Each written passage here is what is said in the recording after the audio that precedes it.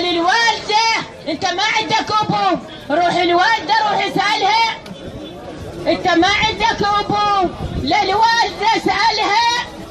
وميليشيات العراق انت قايدها، والله ميليشيات الذبح انت قايدها. وقعنا اعدامك يا المجرم، وقعنا اعدامك، وقعنا اعدامك. لعنة الله عليكم اجمعين يا خونة، يا سالبين حقوق العراق والعراقيات. ولكم يا هذا يا دمع نمسح من عيون العراقيات، يا دمع نمسح من عيون العراقيات.